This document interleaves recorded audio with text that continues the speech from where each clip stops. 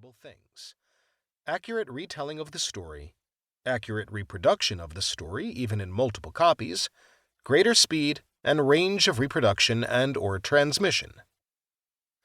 In 2009, the year before Kelly's book What Technology Wants finally became available, Brian Arthur published The Nature of Technology. In that book, Arthur's definition of technology as a phenomena captured and put to use gave me the confidence that I was on the right track. The word captured, however, now felt like a confluence or conflation of three ideas that could be usefully teased apart. The first is the idea of stopping or arresting. It's difficult to capture something while it's in motion, and so stopping it becomes central to the process. The second is the idea of decoupling. Capturing something or someone requires that they are taken out of their environment or context or community. The third is the idea of containing or storing or imprisoning. Arresting, stopping, decoupling, extracting, containing, storing. Three powerful and related but distinct acts, given perhaps too little attention within the single word capture. I soon realized that it's not just phenomena that we capture and put to use. We apply the same logic to just about anything we think can be useful to us. We have turned the world into a world of resources. All of our industries are involved in capturing resources and putting them to use. And yet there are exceptions. Experiences and products and business models that seem to be more concerned with freeing up resources, sharing them, enabling and supporting their flow, instead of capturing them.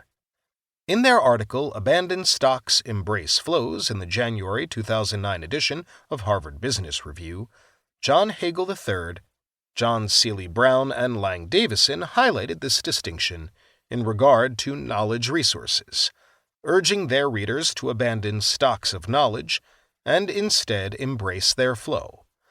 I realized this could apply just as equally to other resources, and set out to explore what that might mean. Fast forward nearly a decade. By the time I met Vala in 2017, I was convinced that flow was not only applicable to all resources and all industries, but that it could be a compelling and even preferable alternative to the dominant capture or silo model. Vala's path. My family and I immigrated from Iran to the United States as refugees.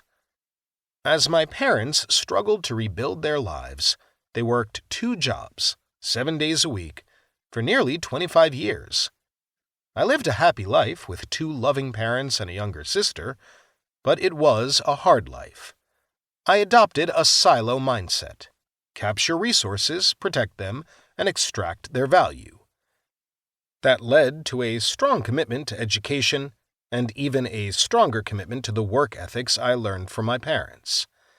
After spending 7 years pursuing undergraduate and graduate studies in electrical engineering, while working more than full-time during the entire journey, I began my career as a software engineer in the technology sector.